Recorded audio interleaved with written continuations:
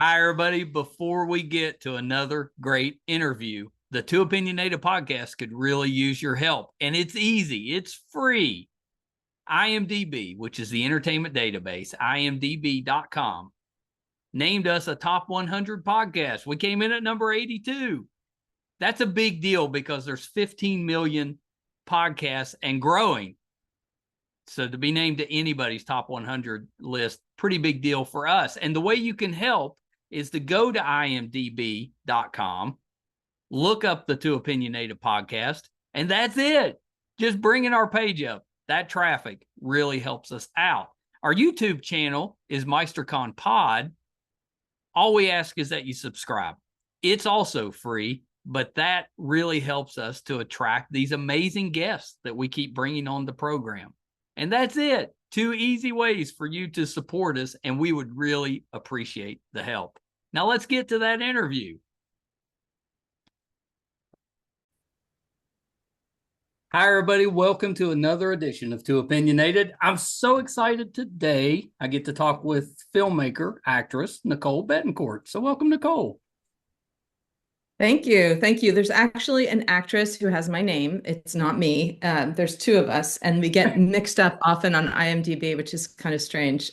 My husband, a little side story, does voiceover work sometimes, and he saw my name on a list at checking into the studio, and he's like, "Wait, what?" So he met my doppelganger. And sometimes my mom sends her emails by accident. It's very funny. Well, how was she? Was she nice? She's very nice. Yeah, she's super nice. And she'll forward me the emails from my mom sometimes. That's actually pretty Yeah. funny. I've run into that a few times with different people I've had on the show, so it's not that uncommon. Yeah. And we kind of look like we could be related. We're both have sort of a Puerto Rican That makes it background. even harder. Yeah, yeah. So it's a little bit confusing. But my background is in media for social change, Yeah. filmmaking, directing, documentaries, art.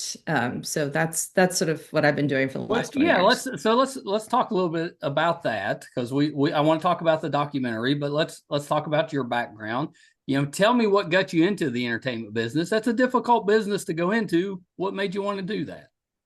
It's interesting. It's kind of a calling for me, I Yeah. think. I realized that storytelling was a real way to make change in the world, and that how we see sort of these disconnects between people and experiences is part of where a lot of harm comes. So if we can create empathy and connection between people and with nature, for me, that's the sort of the baseline of where change and healing can happen, you I know. like that. My first film was about my relationship with my father, who died of AIDS in the early 90s. And, there was rampant homophobia then and Well, a I lot grew of up in the fear. in the 80s and 90s, and there was legit terror about AIDS at Yeah, in that time period because we didn't know anything about it, right. and the let's say the way that people perceived people that had that was not that great at that time. Right. It was terrifying. And in New York, we're really in like ground zero, or one Yeah. of them anyway, because the entertainment, in film and theater in the arts, like the community was just completely devastated, a huge losses. So it was my way of, I couldn't save my father. Yeah. There were no drugs at the time, and making a film about him was my way of trying to be a witness and to just do something. It gave me something to do, Yeah. basically. Well, yeah, of And course. I was working, helping other people make films. And so I just learned on the job. Like I asked the camera guy, like, what kind of camera should I get? And high-end cameras were new then. So all of a sudden, like you can buy a consumer camera that had broadcast quality, shooting. It was kind of an amazing moment to be making. And personal films were very new then. There wasn't a lot of reality TV, but there was sort of a tolerance for that sort of intimate, or a longing, I should say. It's that Yeah. sort of intimate style of being really close and like, my family talked to me in a way that they wouldn't talk to a stranger, and I was able to reveal what I was going through. And then it became sort of the straight daughter as a bridge to understanding a gay dad who had AIDS. And that I still get emails from people about how helpful it was to them to I got letters from prison. I mean, it went on Really? HBO, showed around the world, it won an Emmy. It really had a long life, What which was is the name of that one? it's called Before You Go. Yeah. Uh, and but that was a I'm long time. assuming it was cathartic to make. It was. I mean, it gave me something to do, so that was, but it was also hard. Like I'd say that the editing process was torture because I had to relive the worst year of my Yeah. life up to that point. I was 25 years old and it was pretty brutal, but at the same time it gave me something to do. It was an offering. And I feel that way about this film that I'm just bringing to festivals now, which is that it's something that I can give. It's an offering. And so in that way, it's empowering to me to be able to do something to help, you know. Yeah, and I love that because you're kind of paying it forward, using your craft to help, and I think that's really commendable. So you're talking about the documentary called "The Unfixing," So tell me a little bit about that. What is the Unfixing about? So in a way, it's a kind of a sequel to my first film, Before You Go. And it's a feature documentary. It's an hour and a half. And it's really looking at our bodies as part of the earth through the experience of me and my family. So chronic illness becomes a sort of a way to understand our chronically ill planet. How how is what's happening to us connected to the planet? So basically, 10 years ago, I became extremely ill. No one knew what was wrong with me. I couldn't move. It was like PMS, a hangover, a sugar crash, That you sounds know, terrible. like all at once. Like, and doctors were like, I don't know. So, then you start thinking you're going crazy. You start blaming yourself. I mean, all Right. this sort of internal dialogue that, of course, makes you more stressed and makes you sicker. So it was like a doom loop, right? So I was in bed and I had two young kids and I was, just started feeling this incredible connection to what was happening to our planet. I felt like, wow, there's so much loss. Every day I was losing parts of my life and my abilities. And then I felt like the planet was also losing biodiversity, stability. It was this incredible synergy that made me really feel sad and angry and lots of really deep feelings that there's really no place for in our culture. And then I had this sort of dreams that started coming to me, and I realized, wow, there might be also a way that I can learn from how people heal the world, heal with nature, heal in Yeah. relationship with nature, like who are healing the landscape. I can learn from them how to heal my body. Like if these things are in sync, can I also find a way out of it that way? And that was sort of a huge turning point for me. I started to learn from nature. I met indigenous grandmothers, mystical things started happening to me. And I started to make a film and all this stuff. And at the time, my younger child at the time, who was like 10 years old, was saying to me, had total despair over what was happening to the planet. They were like, and they use they them pronouns. They were like, wow, this is like getting a broken present. It's like you're giving us a broken world and you're expecting us to fix it. And I said, well, don't you have hope that it'll turn around? And they're like, no, I don't. I don't have any hope. Yeah. Why would I have hope? I haven't done it before. And I was like, well, I hope we do. And they're like, yeah. It was just heartbreaking.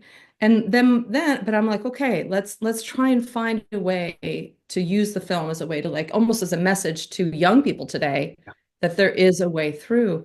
And then my oldest child gets sick and has chronic Lyme disease, is unable to move, can't go to school, is in and out of a wheelchair, goes on multiple antibiotics, has a PICC line. And it's like, as a mom, I'm like, okay, I can learn from my own illness, but how am I supposed to learn from my child's Right. illness? Like, that's just not possible. Like, it's just like, no, no, no, this can't be happening to me. It was like a nightmare. Or not to me, but I mean to us and to her. And so I just had to buckle down and be like, listen, I had a neurologist who was working with my daughter, Pilar. And I asked her, I was like, is she going to get better? And the neurologist said to me, well, if her mother doesn't believe it, who will? And it was just a light bulb went off in my head. We're like, wait a minute. I have to, I have to find a way. My child has to heal, and I have to have full faith that she will, because if I don't believe it, who will? And I feel the same way about the landscape and our relationship with nature. If we don't believe it, if we don't believe that we can heal our relationship with nature, who will? We have to believe, right?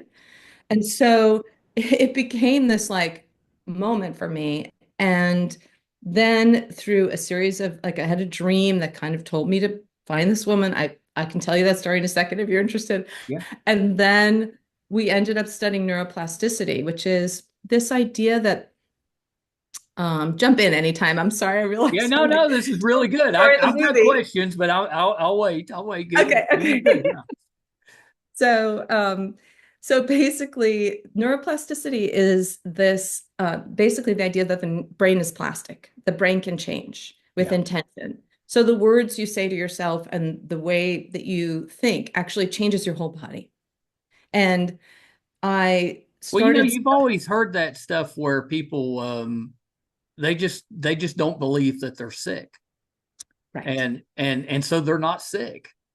right. And I don't know that I've ever fully believed that, but I've definitely always heard those stories. There's just those people out there that they kind of take care of themselves. They have those daily affirmations, and Mhm. they just kind of they stay healthy most of the time. Yeah, yeah. And I think it's tricky because you want to make sure a couple things. One is that you want to make sure that people don't blame themselves if they are sick. Yeah. You know, it's not your fault that you're sick and it's real. Your symptoms are real. I just want to say that out loud because it's very important. But at the same time, there is this balance, and this is that liminal space, and also has to do with where we are in the history of the planet right now. This Right. liminal space between a radical acceptance of what's happening, that yeah, you feel like shit. You can't, sorry, you feel really bad. You can't get out of bed. You're losing ability. All these things you have to just accept that and see, wow, the oceans are full of plastic. Our bodies are full of plastic. You just acknowledge it and then feel what you're feeling, grief, sadness, and release the feeling as you feel it, express it. And then really spend like most of your time thinking about the story you want to weave in your body, the story you want to weave in there in the landscape, in relationship with like clean air, clean water, a healthy body. And if you that can really make a huge leap in your healing process. It really did for Pilar and I. And there's all kinds of teachers, and people can Google it. There's lots of different I'm methodology. sure even on the just the purely physical side, if we're stressed, you release cortisol, and Exactly. it has damaging effects on you. So if you're staying positive, you're probably less stressed. So Yeah. just that probably Yeah. has physical effects that are positive. Yeah. And your body has like a natural inclination to healing. It's incredible what the body can do, Just get a cut and look at your finger and watch it. It's amazing how your finger can Yeah. heal. I know So, you can get some pretty nasty looking, yeah, I mean, bruises it's cut, gross. Yeah. and they heal right. I mean, just pay attention to that. That's incredible, right? I think the idea with this is really neat. As a parent, we always, I think most of us worry about what we're leaving behind to Mm, to our kids and our grandkids. I'm a grandparent, so I worry about that stuff, and it can be overwhelming. yeah. And we kind of approach it as you don't have to solve it all by yourself. Yeah. Just do what you can do to help. And if we all did that instead Yeah. of what most of us do, which is just ignore all of it, then who I, knows what kind of effect we could have. yeah, exactly. And part of why I think people ignore this is my theory, Yeah. is because, or lots of people have this theory, but is that because we can't really handle the grief of it. It seems so overwhelming and terrifying that we just shut it down. Our Yeah. nervous system can't handle it. So part of my work that I'm tasked to do right now is to create spaces for people to have those feelings of grief, and that you only grieve what you love. It's Yeah. an act of love to feel sad about what's happening. The key is to not get caught in a despair loop. in like a fear of fear of fear of Right. fear. So it's sort of a feel and release kind of feeling, and then really see that as an act of like bravely connecting to the planet. We aren't we kind of like disconnect? Do you feel that we are disconnected to nature, just generally in our Oh, yeah, culture? 100%. Yeah. Yeah. So And it's only getting worse. yeah. And that disconnect makes you feel like you're not enough. I mean, for me anyway. Yeah.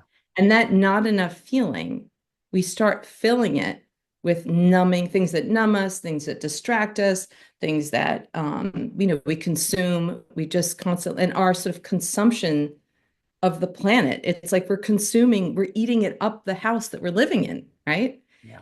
But when you feel what happened to me was I was like hiking on this mountain in Colorado, right? And one day when I was feeling better, and it was just stunningly beautiful. I mean, the Rockies, and I I was sitting there having like a little snack, and these gray jays, these beautiful gray jay birds that live in these alpine Oh, forests, yeah. very fragile ecosystem, and they were coming up to me, like really bravely coming up to me. And so I was like, oh, here's a walnut, or here's a little bit of apple. Like I shared my lunch with them, and they started hanging out with me, and a little chipmunk came up to, I felt like I was in a Disney movie. Like the Like little Snow the White out there. yeah, exactly. It was surreal. It was surreal. And I was like, wow, my body is part of this. My Yeah. body, I felt like I belong on this planet. I felt in complete wonder at the beauty of this world that we're in. And it filled me with such um, regenerative energy, I guess I could say. Yeah. We don't the language maybe for it, but like I felt, wow, I'm the bird and I'm the trees, and these are my ancestors, these rocks, and this water flows through my body. And it was an incredible epiphany for me. And I think that that made me feel whole in a way. I felt enough. I felt enough, you know, Yeah. And and it's so that's a rare radical to act. have those feelings. When we run into those moments, you have to cherish them because they just don't come along very often. Where you just have that feeling where I'm I'm good enough. This is where I'm Yeah, supposed to be. yeah, Everything's okay. We don't feel yeah. that way very much. Yeah. Well, even if things are not okay, we can connect to that beauty and joy. I mean, it's Adrian May Brown says in the film that like we can have the joy and the grief at the same time. Those two things, I mean, maybe you can't focus on them both simultaneously, but Right. they both can coexist. And I think also with this idea of like, I mean, I've been doing a lot of meditation, and I go back to that place. It's a scene in the movie, and I'm still learning from the film. So I go back to that place in the movie, and I re-experience it, and I can be there. And all of a sudden I just feel better in my body, and I feel like, I'm a nicer, kinder person in the world, Right. because I'm with that AJ Well, it's on hard that not to rocky. be a nicer person when you're feeling in tune with your environment. Yeah. If you're comfortable with yourself, that tends to make you more, comfortable with Yeah. people being around you. Yeah. Yeah. And so, there's a lot to learn there. If you have that feeling, right, that you're talking about, you said, I don't get to feel it that often, you just said, Yeah, right? that's right. So what if we designed our world so we could all feel that every day? So we're Sounds pretty designing, good to me. we're designing these systems, that shape our planet and how we live based on these without that value as a core value. And I feel like that's and also that changes your health too, right? It connects you to um, a, a, a, a, a source of energy for your health and your spirit. I mean, listen, the film The Unfixing is really kind of, in a way, the name says it all. Like, it's not about trying to separate, define, and fix. It's really, and so it's saying like, here's the solution or here's the Right. answer. It's much more about how do we move ourselves from this fixed position, a fixed response to pain. And instead, if you start finding just solutions to problems, you're still defined by those problems, right? That's right. So That's right. instead, like blazing a whole different path, what would that even look like? I don't even know. I don't have an answer, but I'm excited to be on that journey to learn from nature and to try and figure out like where is that path going to take us? Where are we going to go with that, you know? Yeah, yeah, yeah, 100%. Is there, are there little things that we can do to at least start on that journey? Does the Yeah. film talk about that a little bit? Well, it doesn't offer solutions, right? And Okay. so it's really about my personal experience because I feel like in a way, native First Nation people in our they really use stories to help Yes. teach. And in a way, this is a story that I'm using. And you say the same stories over and over again. So, and I'm now distributing the film. So I'm also watching it over and over again. And I keep learning new things from it. In a way, it came through me, this movie. Yeah. And so little things that I would say are takeaways would be it's okay to grieve. Yeah. Create spaces to talk about the things that are hard to talk about with other people. Like you go to a dinner party and it's like you're too much of a downer if you talk about, how sad you are about the fact that that there's fewer birds in the sky now, that there's Right. fewer bugs, you know, and that can be really like sort of an existential realization. And okay, so cry on my shoulder. Like, I'm not going to try and fix that for you. That's real, that's real. And that's real. And that's something our kids are going to have to live through to be sort of in a Yeah, I way. like that approach. I like my mother is the most caring person I know, and Mm, she spends a lot of her time just worrying about everybody and everything. And I used to try to fix it. Anytime she'd bring something up, I'd try to fix it. Well, that's not what she wants. yeah, She just wants to be able to express it and have somebody listen and acknowledge that what she's feeling is actually a real feeling, and that's okay. She's yeah, not really looking for answers. She's just sharing the fact that she's concerned yeah. about those things. And I used to always try to fix it, and it would just leave us both feeling unsatisfied. Right, right. Well, that's true. I mean, there's something too you can ask somebody. I think this is something I learned also in this process is that, like, what do you need from me? Do you need for me to offer you ideas, or do you want to just talk, or do you need a hug? Like, which of those three, Yeah, I think that I we think, a lot of times we never even ask. We just yeah, we just react. yeah, we just react because we want, and that's an act of love that she worries, and it's your act of love that you want to fix it for her. But part of the tolerance that we need to develop or that to build our container now, I believe, is to be able to witness, holding witness for her is, and holding witness for what's happening in our planet. When I say witness, I'm not saying don't do anything. Right. I'm not saying be passive. I'm not saying if your mom's stressing out about something that's happening, you can still help her, Sure. you know. But and as and a mother, when you think about moms too, that's such interesting you brought that up because like it's the film, The Unfixing is really about these layers of motherhood, right? There's Yeah. it's about me, my mother, my children, and Mother Earth. It's these layers of mother. And that is something also we don't acknowledge this sort of spiritual, maybe, and I don't want to say spiritual in a way that's like I'm um not religious, right? I'm not Right. saying Right. religious. I'm saying almost like a metaphysical relationship that we can have with nature. We can really learn how to live from nature. And there are people doing this, like there's systems theory, there's biomimicry. Have you heard of biomimicry? Oh, It's so what is fascinating. that? It's when you design human systems based on nature systems. So you look to nature for design, like Velcro is a perfect example, right? Yeah. But also this idea that nature, we were taught to think that nature's competitive, right? Right. And actually, it's cooperative. Like nature cooperates with each other, like different animals and different species, they have this system of cooperation. So it's looking at the world from a relationship perspective instead of an object perspective, right? So it's the dynamics between, which is very feminine in a It way. is. Yeah, it is because it's in touch more with your emotional side, I think. And but definitely see the benefits of that for everybody, not Well, just feminine, for everybody, because we all have that kind of need, I think, to feel connected and to feel like we belong, and that's universal. yeah. And Yeah. we feel lonely when we don't feel like we belong. Yes. Yeah. And that's a bummer. You know, we have a mental health crisis in our country, right? We do, I and think, have for a long time. yeah. And I don't think these times are helping that, you know.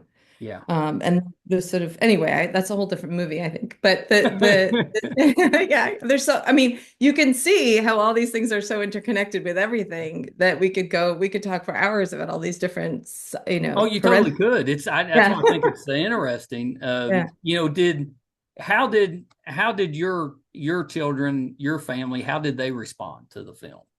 Well, they helped me make it, Yeah. actually. So my kids are, you know, they're in the film. I really showed them rough cuts and made sure that they were cool with everything. And I was careful about what I put in and what I didn't put in. You know, I wanted to protect them.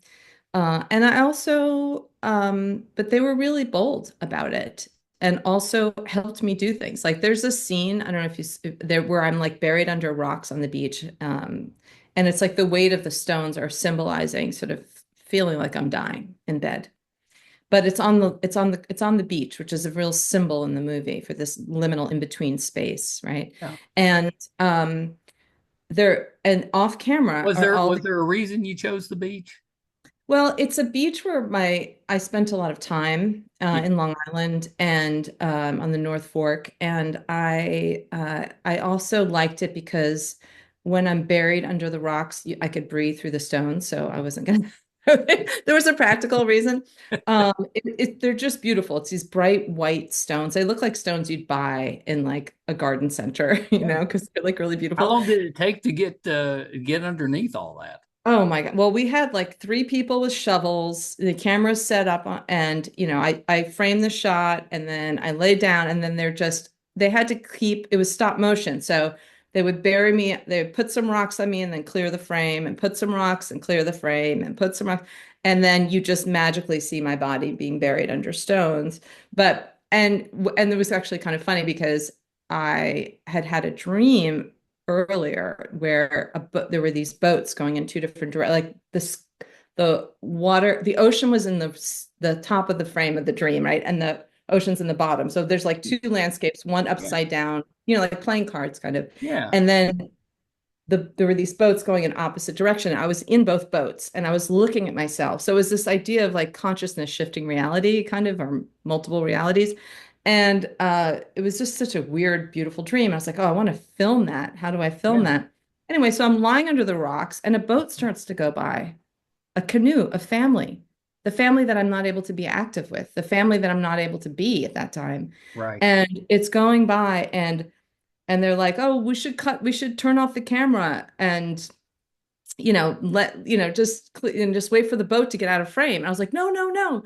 I knew, like, I was totally buried under stones, okay? And I was yelling directions from underneath these stones.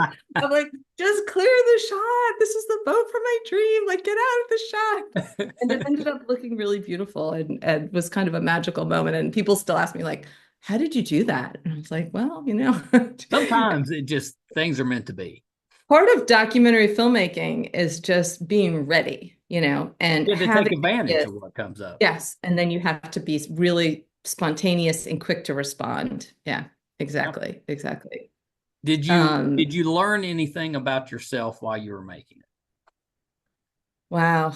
I think that the illness really made me lose my ability to function, to work, to do anything. I lost my ego. I lost my sort of New Yorker purpose of like being a worker person, a Yeah. creator person. I lost that, and it was a huge loss for me. I lost my sense of self, and at one point, I really kind of just wanted to give up, you know, Sure. and that's when the dreams started coming in, and an owl moved into our backyard right outside my window in That's supposed to Manhattan. be a symbol. In Manhattan, okay. And I started having these crazy dreams.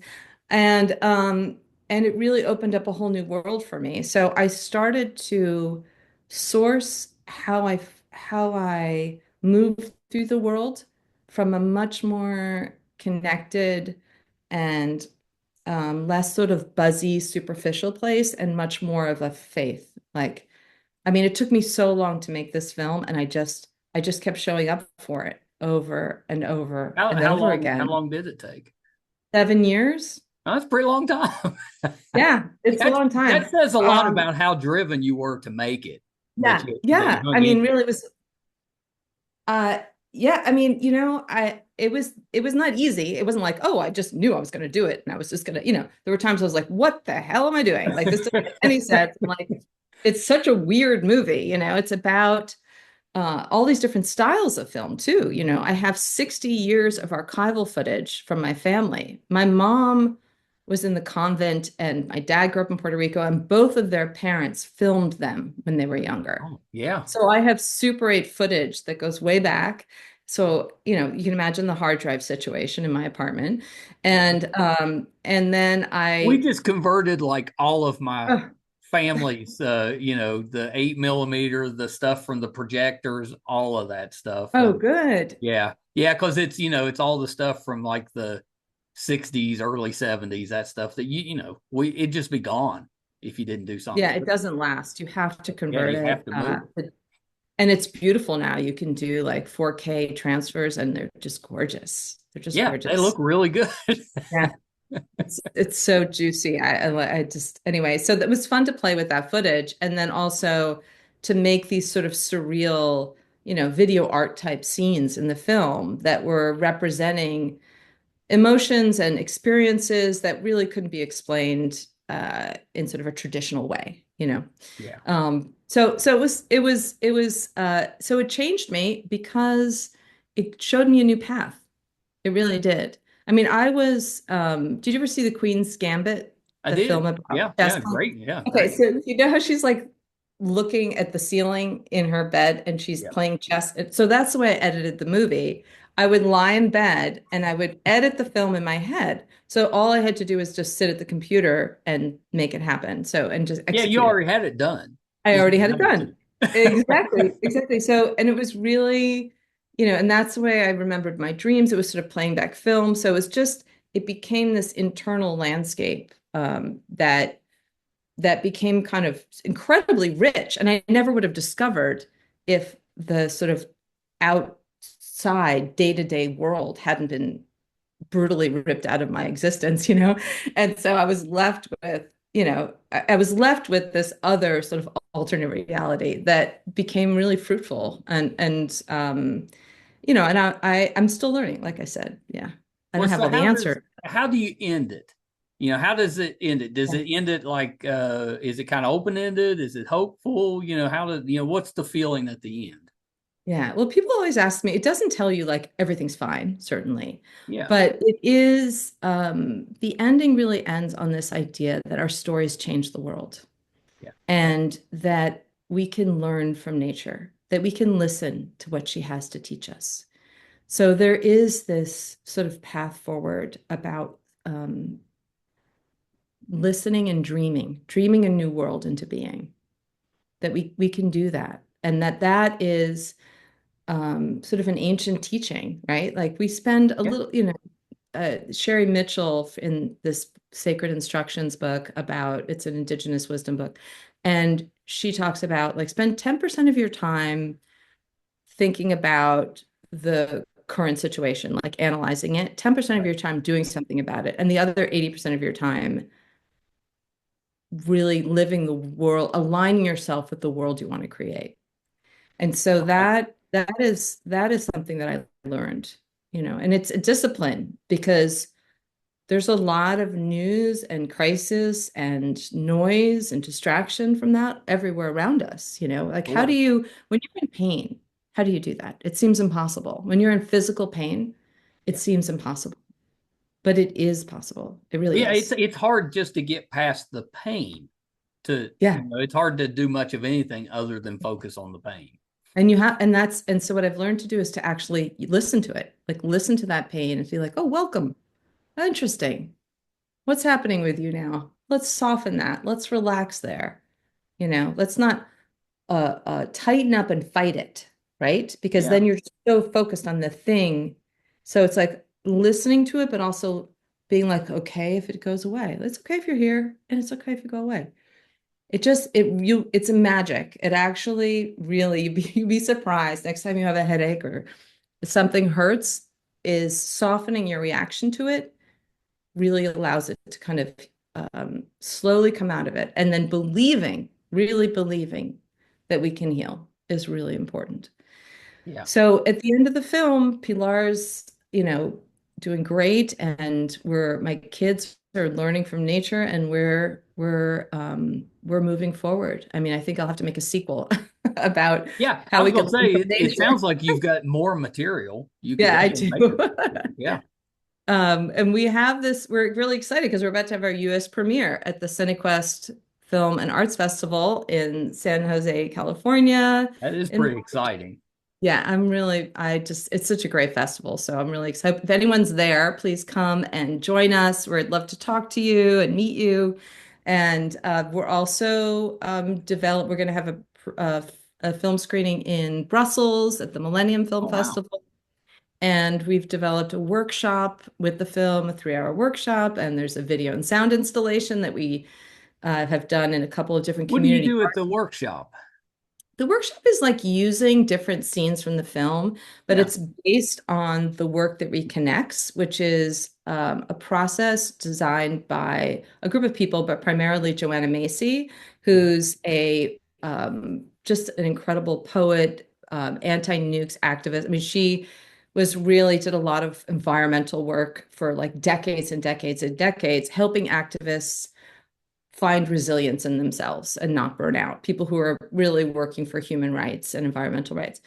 And she designed this workshop strategy, and I've just finished getting trained in it, or I'm in the process of finishing getting trained in it. It's called The Work That Reconnects. It's not a great name, let's just say that, but it really is. It's an incredible sort of Bible of practices, I should Yeah. say, or encyclopedia of practices that you can do with groups. So I've learned so many things from this. It's designed like a spiral, which is very similar to the design of the film, the structure of the film. It kind of goes in these circles, and it starts with gratitude. You move through feeling our pain for the world, seeing the world with new and ancient eyes. Like, how do we see ourselves in sort of the spectrum of time and the sort of Yeah. scope of life on Earth, and then sort of helping you sort of structure and think about what it means to move forward. How are you going to now show up for the world? What does that mean in sort of your day-to-day life? So that's the structure of these workshops. And the whole thing is based on this idea called the Great Turning, which is this concept. I know I've got throwing a lot of concepts at you, but Yeah, I'm learning a lot though, so that's okay. okay. So if it doesn't make sense, just interrupt me. But it's called the Great Turning, and it's looking at this period that we're in right now, not just as sort of, people have used this term, the Anthropocene, or right? It's not just about the great unraveling or all these systems, right? Like systems of how water filters through through the landscape, things like that. We're disrupting all of these natural systems. So there's things that are unraveling, but at the same time, there's this shift in awareness. There's like, I learned through my body, certainly, that crisis and loss um, can wake you up to something, can connect you to something bigger than yourself. And I'm sure people have been feeling that for centuries, Oh, right? sure. Yeah. So, and in a way, that's that this era can be looked at that way too, as okay, if there's a shift happening, and if you look at all these little stories of like these changes that are happening in communities and in like villages and towns all over the world, all those little things add up, and then all of a sudden everything kind of shifts, and that is this idea of the great turning. Adrienne Marie Brown, who's in the film, she's amazing person, and she has written a lot about this idea called emergence. And this is sort of the end of the film also, which is this concept that when you're in right relationship with everything around you, like starlings, when you see swarms of birds in the sky and they're all or schools of fish and they're all moving together. And Yeah. it's like, whoa, who's coordinating that, you know? So like each entity, each fish or bird is just has to be in right relationship with the creatures around it. And then all of them can move together. And in this amazing movement, wow, it's just incredible to watch those birds, right? It's It awe-inspiring. is. Yeah. And that is when emergence happens, shifts happen. So if we can just worry about like our relationship with what's around us, there can be a shift. So the workshop you were asking, I'll bring it back to that, is basically this idea of bringing people through a process. I mean, it's only 3 hours, so it's only so much you can do in 3 hours, It's but the start. That's right. using clips from the film, a little meditation, a little bit of writing. And so you come through this process of reconnecting with nature and um, feeling sort of a map, giving yourself a little map to move forward, to dream a new world for yourself and the world around you. I love that. Yeah, actually, it resonates quite a bit with me. I've been pretty open. I've got Parkinson's, and it's something I'm learning to navigate. So Mm. I've got those moments where I feel completely disconnected, and I'm kind of woe is me. Why is this happening to me? But then I also have those moments where I can focus on, it's not all negative. There's some negative sides to it. I struggle with my short-term memory. I have trouble with my details, where I've never had trouble with that before. Mhm. But what I've discovered is that I'm more in touch with my creative side, Mhm. more emotional. Things hit me differently, not in a bad way. I feel more connected in a lot of ways than I've ever felt before, because I think I'm shifting the way I'm processing information that's coming in, and it's a journey. You've been through that stuff. It takes a while to Yeah. figure out the new normal and how you're going to interact with the world, and it's you have to get through those low points, because there's those points where you just be like, it's too much. It's too much. Yeah. But you got to, you fight through some of that, and it can be, not that it's not difficult, but it can be a somewhat positive experience. What you're saying, it kind of resonates with me. Yeah. Wow. Thank you for sharing that. Yeah, Yeah, it's so incredibly similar, because in a way, what happened to me was kind of a brain injury, right? yeah. I also was not able to think and do things, and so we have one part of my brain got turned off and the other part got turned That's on. I kind of think, how it feels with me, yeah. and it's frustrating, the stuff that I'm used to being good at that now I'm struggling with. It's more difficult. But Mm. then there's things that I have never been good at, and all of a sudden I'm able to do some stuff. Because there's room. There's There's like, room in there. yeah, yeah. That's so interesting. Yeah. So, and also there's a lack of control. Like, I think there's a releasing of this idea You have that, to be able to let that control go, because you yeah, can't control everything. right, right. And that's actually one of those incredible lessons that we need to learn from nature too. Just to bring it back to that, because we live in a culture, right? Our dominant culture, let me just say that where we think we're supposed to control nature, right? I mean, I understand human beings were not traditionally in the history of the planet at the top of the food chain, right? Like we were snacks, right? So, I understand we're a little uptight about it, but there's this idea that we have to control nature to That's be right. safe, to prosper, and that's a top-down sort of relationship, and that's the way medicine teaches you to be with your body. And listen, I really, I've, I believe in modern medicine in many ways, right? I'm not like, but there's this other thing, there's this perspective that it doesn't really have, which is this idea that you're part of this web of life. Like you can't really look at my health and not look at the way the water system works in New York State. Like those two things are deeply connected. There's a way to be that right relationship that I was talking about before, so that you don't feel like you have to control your symptoms, your health, your this, that, and the other thing, and listen from it, learn from it, flow with it, be more like water, move through it. And then if you think of life as everything's always changing, right? This and that water also this is from the film, that water can shape rocks. Water, which seems so soft and delicate, can like change a coastline, Well, right? anybody that So had flood damage knows the type of work knows, water right? can do. Respect it. Yeah, we respect it.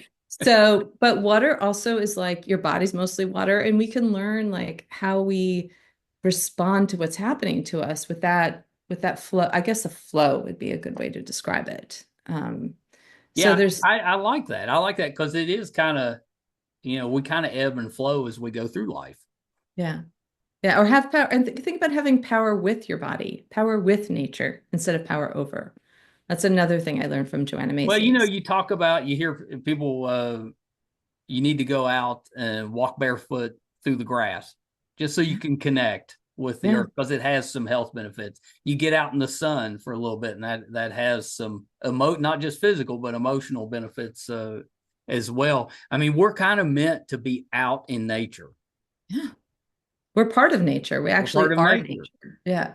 How do And you get around? Because most of our issues that we kind of struggle with over the last several decades, the autism, the food allergies, the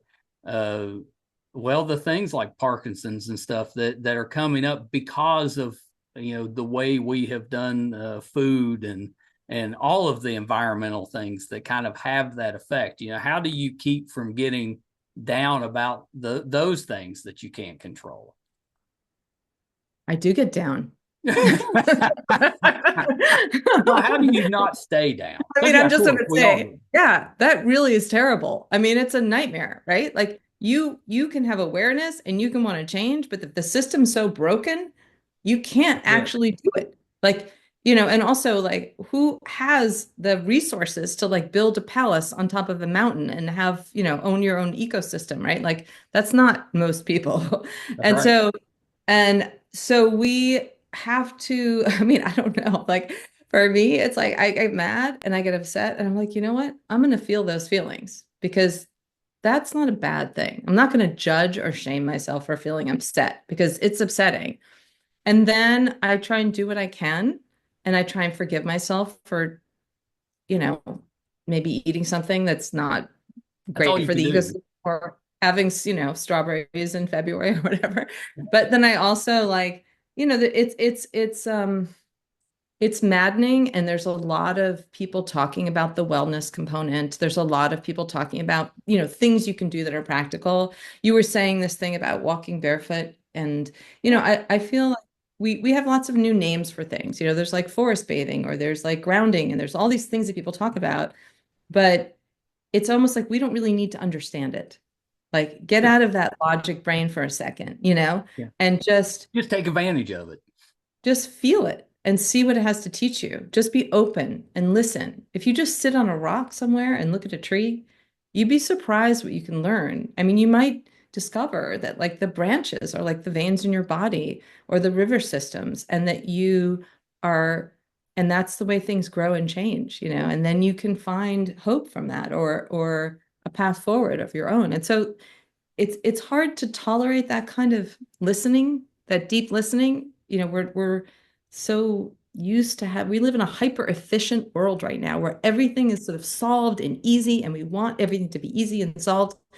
And the times kind of are asking us to, or our bodies are asking us, or certainly you and me are having this experience of like, okay, it's not the only path, that there's this other way. And what does that mean? And like, what does that even question look like for you? It can Yeah, be yeah. incredible. Yeah. Well, it totally can, and that was kind of my point of bringing that up.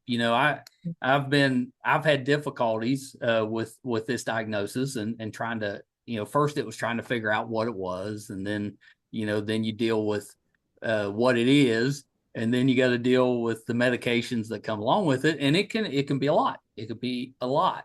So I've tried to do one. I'm pretty open about it. I'll talk about it because maybe that'll help somebody. And then two, I'm actively looking for the positives in it because there are some, and that kind of keeps me moving forward. Plus, I've discovered the busier I am, not like overwhelmingly busy, but if I stay active engaged, busy, I just feel better.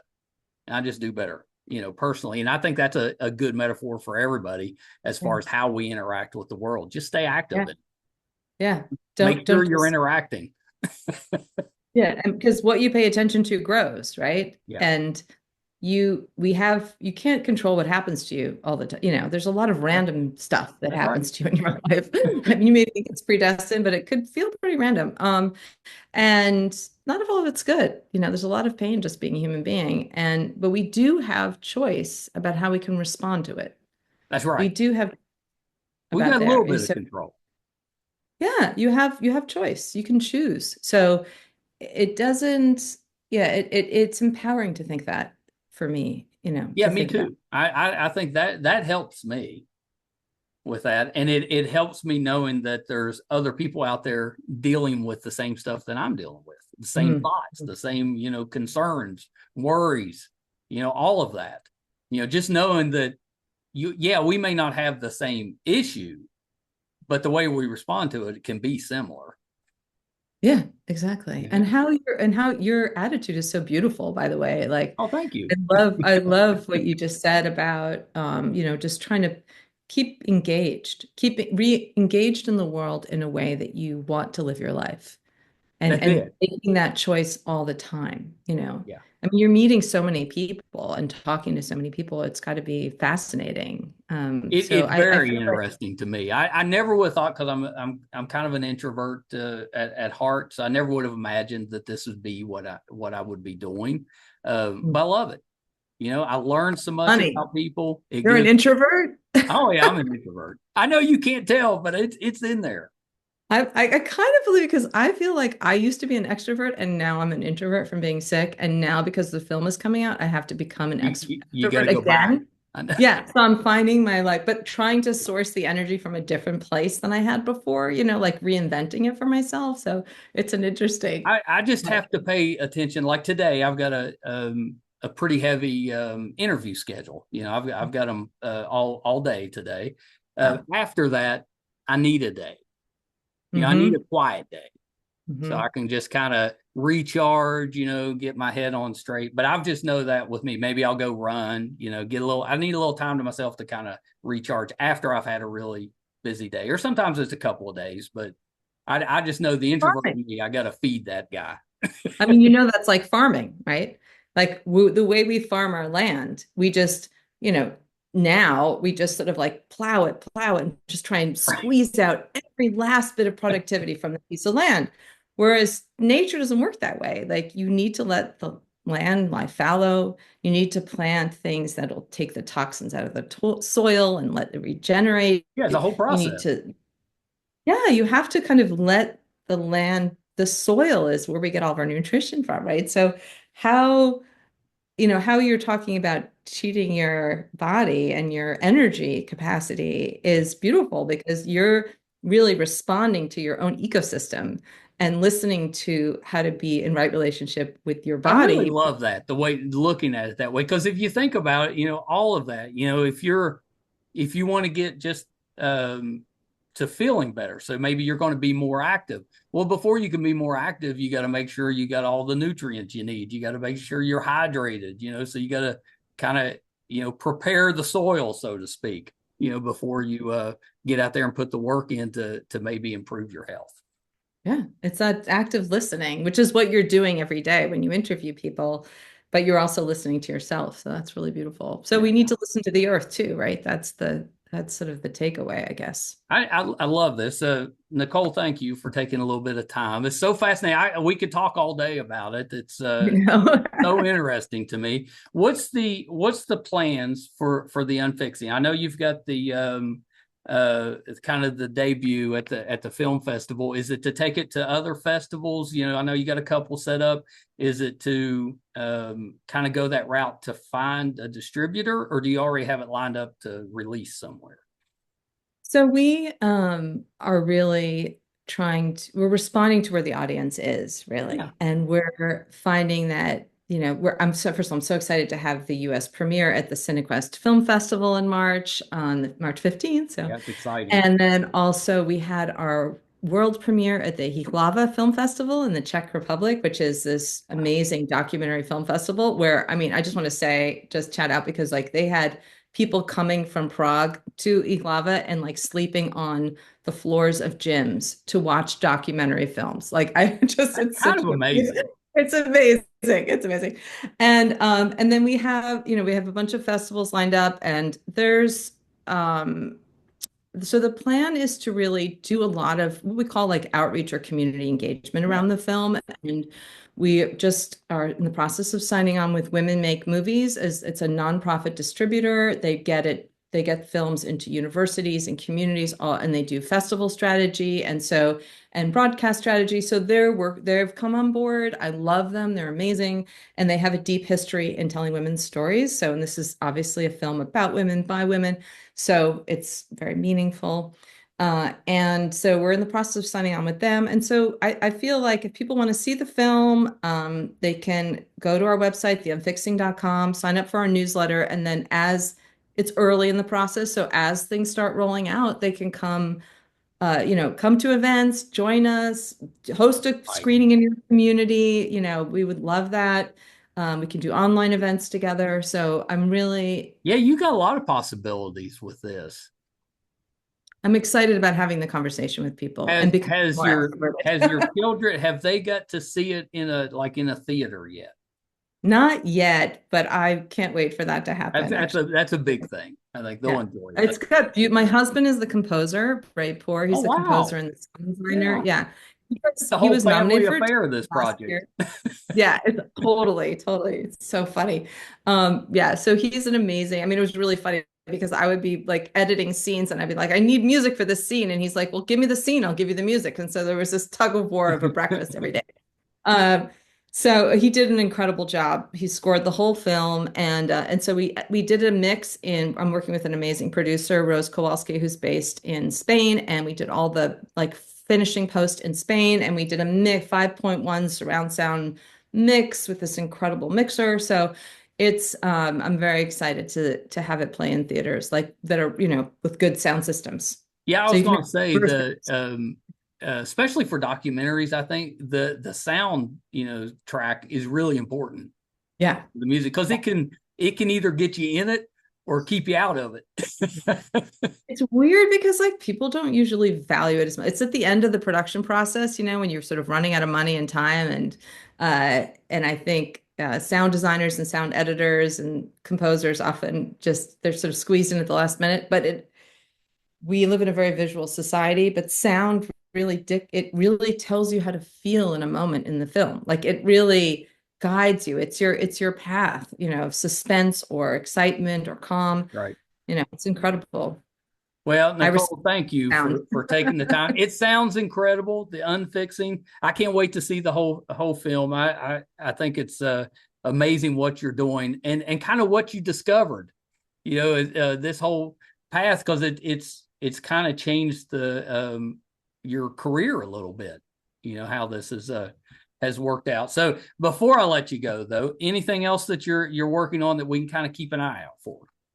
Well, I would just, as I think the next couple of years are really going to be focused primarily on this. So, like I said, just, reach out and I'm here and I love this conversation. I'm looking forward to having it in many different ways and forms and listening and seeing how we can move forward in this time of Yeah, transition. you'll have to come back at some point and give us an update.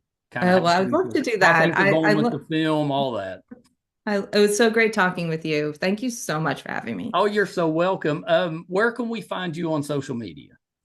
So we're on Instagram, and I think we're about to like get onto TikTok, which we haven't really done yet. But the Instagram, we're at the Unfixing. Yeah, So, and the website is theunfixing.com. So it's the pretty Unfixing, the easy. Unfixing, yeah, pretty easy. Yeah, that's pretty Connect easy. with us. Thank you so much. Nicole, you're so welcome. I hope we get to do this again, and best of luck with the film because it looks amazing. I know we're excited to watch. We'll probably once we get the opportunity, we'll show it here at our studios. We can hold about 20 in here, so we'll do a whole family Let's date night type of thing. Oh, that would be great. You can do an outreach screening. And I would I'll love. yeah, and I'll make sure when we do that, I'll get the pictures. I'll send all that to you. Oh, that would be Yeah, wonderful. yeah. So much. Take care. All right, Well, Nicole. You're so welcome. Hold on one second. Well, how fun was that, Nicole Betancourt? I love the whole idea behind this documentary called "The Unfixing." It deals with that kind of mother's journey through an illness, through a healing, and frames it around the kind of the climate crisis, that we're having, and she's relating it to the illness, the sickness of our planet, and trying to get us on that healing journey to kind of fix the issues that we have caused. So I hope you enjoyed it. I think the film is going to be terrific. Please keep an eye out.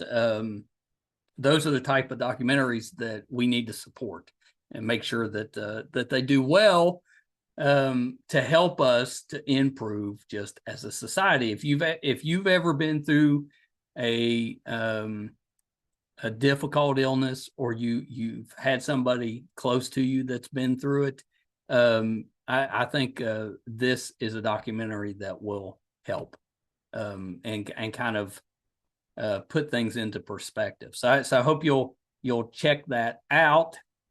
I mentioned my mother. She went through breast cancer back in 1994, and I'm happy to say, 31 years later, she's still cancer free. But before cancer, my mom, a little bit of a daredevil. She was kind of a risk taker. After the cancer, her attitude adjusted a little bit. She's tends to be more of a worrier now, where before she didn't really have that. She can she's a little more conservative with how she reacts, but that journey also has had many positive effects. My oldest was also born the same year that mom was going through her chemo or radiation treatments, and that kind of circle of life situation really helped her. And so her and my daughter, very close, very close. And same with my dad. He was there going through it with my mother, and that birth really kind of helped. My mother lost her dad. My grandfather also died that year. It was a rough year, but my daughter, born later in the year, really kind of brought everything into perspective. And my mom's kind of lived her life that way. She's much more conservative, but she tends to look for the beauty in life. And she often will call me just to tell me about something that she has seen out in nature that she thought was just beautiful. A lot of times it'll be, whatever, a group of hawks, or a crane that's happens to stop that we don't normally get in this area, but is going through for the winter or coming back from the winter and kind of drops in for a minute. We've had peacocks show up at mom and dad's house that normally we would never get a bird like that. And she'll call and kind of bring that up as a way of saying, hey, there's some good things still happening out there. So I always love that about mom, and the things that Nicole has done and is doing kind of remind me of that. And so it connected with me. Hope you guys enjoyed that. That was a kind of long-winded, but I hope it made some sense. If you're finding this for the first time, I've got some good news if you liked it. We've put out 916 episodes. We tend to put out about 4 a week. We've been doing this for a little over 6 years now. You can find all of those, all 916 episodes, audio and video versions, on our website, meistercon.com. So please check us out there. Our YouTube channel is MeisterCon Pod. If you go there, please subscribe. It's free. Really helps us out. Thank you guys so much. Till next time. Bye, everybody.